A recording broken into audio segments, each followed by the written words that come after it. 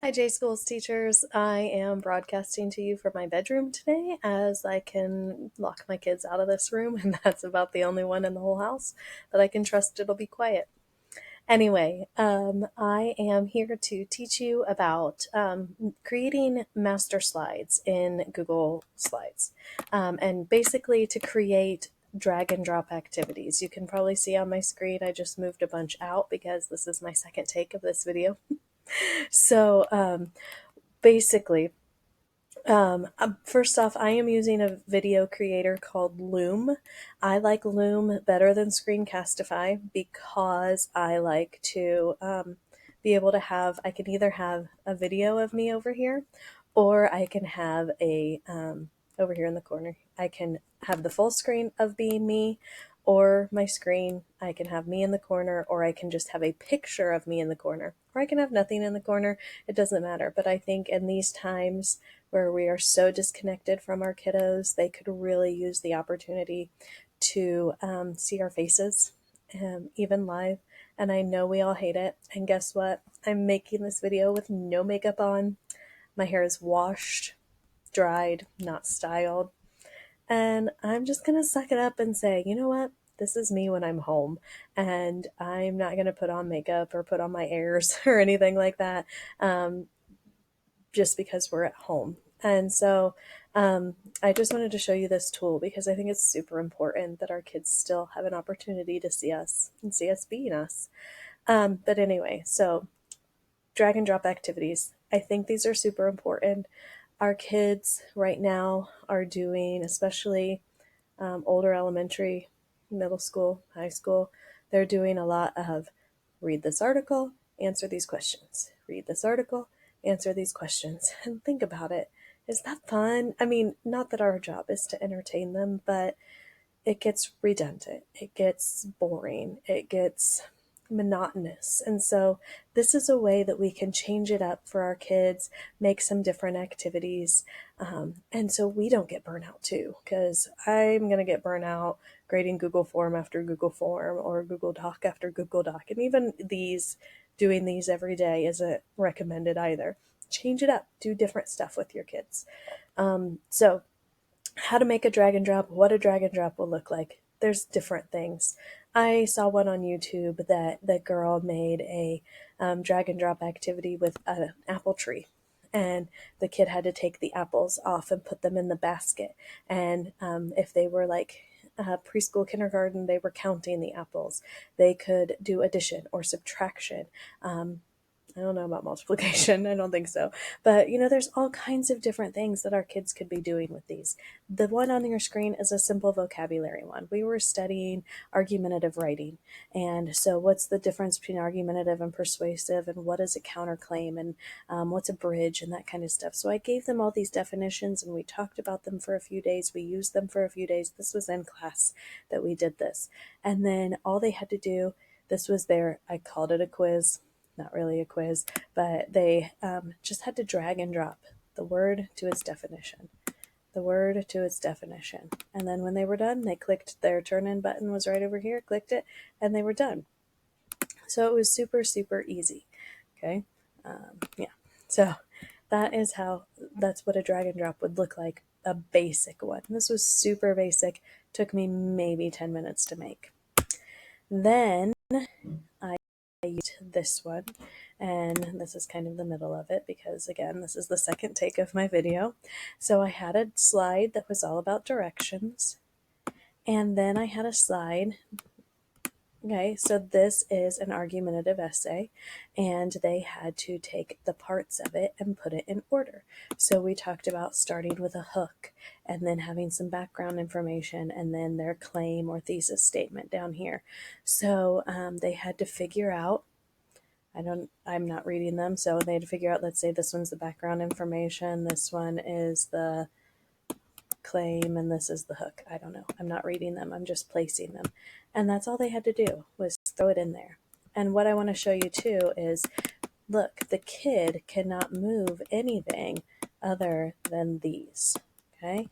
They can't move where it says body paragraph. They can't move any of these shapes, okay, that were very poorly made. It doesn't have to be pretty. It just has to get done, okay? And so then this is the one that I was working on, hoping to use it for my extended e-learning. I had a real reality check in a chat with some tech coaches and Mr. Dodd. Mr. Dodd told us, you're not going to get done what you would in the last 9 weeks. Throw out your curriculum and start over. And I went, oh, but I bought this really cute stuff off of Teachers Pay Teachers, and I was making it all digital, and it was going to be so cute and so fun, but guess what? We're not going to be able to read this whole novel. So anyway, so I had started to create this. And so I have a couple of places here that I will show you that I've already made. This one, all they had to do was put their name on it, and there's already a text box there. Notice they can't move that file at all.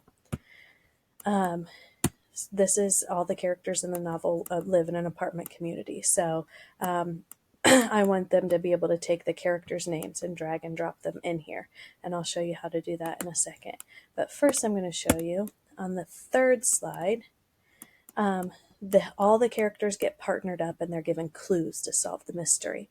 And so I want them to be able to keep a chart that looks something like this on there. So I need to make it. I want this to be on that slide, but I don't want them to be able to edit it.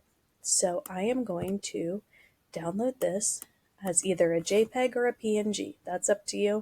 I don't really know that there's much of a difference. The tutorial I watched said PNG, so that's what I do.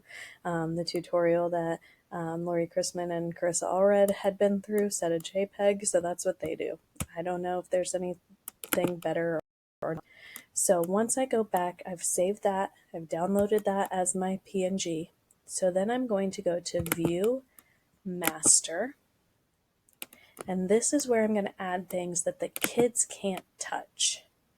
Okay, and so I am going to set my background by this image. I'm sorry if you can hear my children because I can hear them at the moment.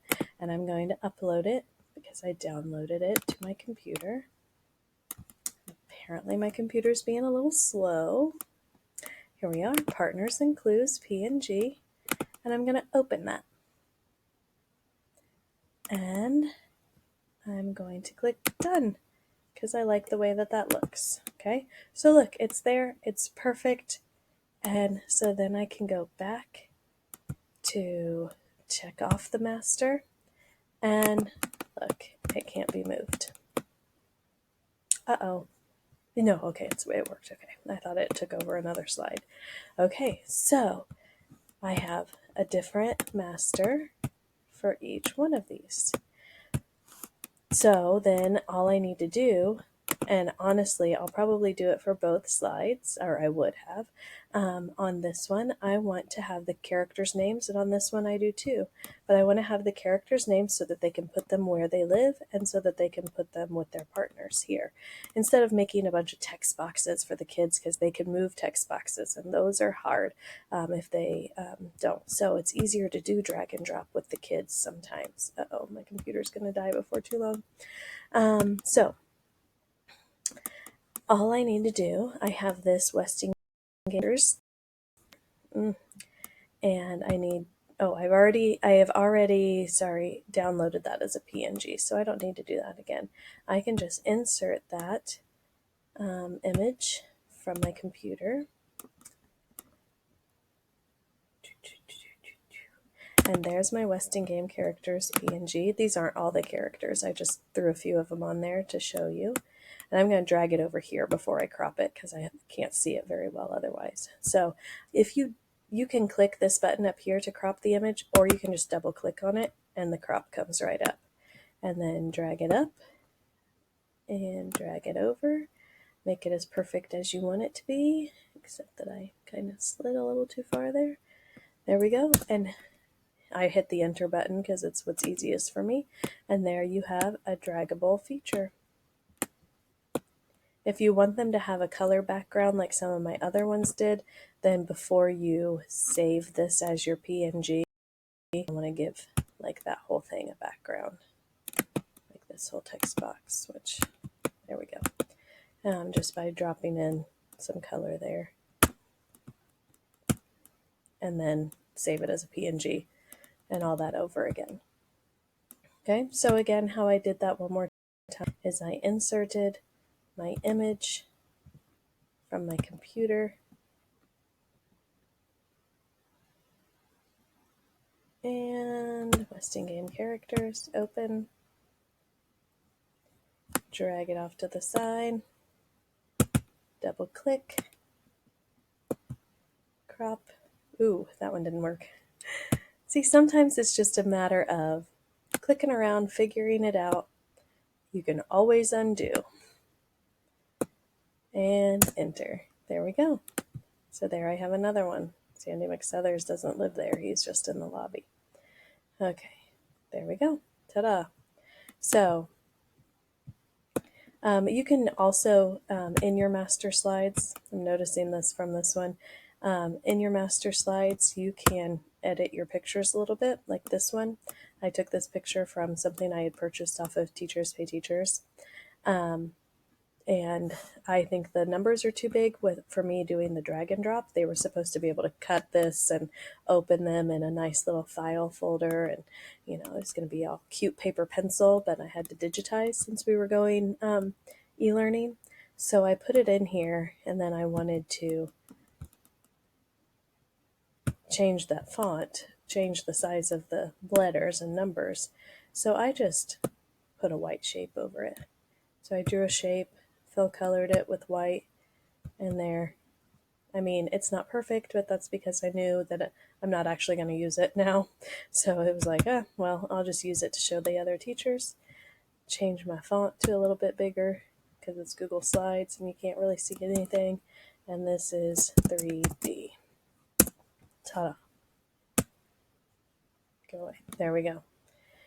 And then they can drag and drop into that spot. And then I didn't have to remake that entire picture because I didn't like the size of the letters. So you can edit things, all that stuff. If you have questions, please, please, please email me. Email any tech coach, contact your tech coaches. We are not exclusive to our buildings by any means. I will help any teacher in J schools. Well, really, I'll help any teacher anywhere, but I will help any of you if you need it. Email me, share your stuff with me, say, help me with this. I can't figure this out. Do you have an idea to make this better? Absolutely, we will help you too. When you email me, my email is A.M. Homan, not A. Homan. Make sure it says Abby Homan when you go to email me. Otherwise, I will not get it. So A.M. Homan at J Schools and all that jazz. If you have any questions, I'll be glad to help you, walk you through this. We can do a Google Meet and I can walk you through on there because you can show me your screen on there and all that. So, all right. Thanks for watching.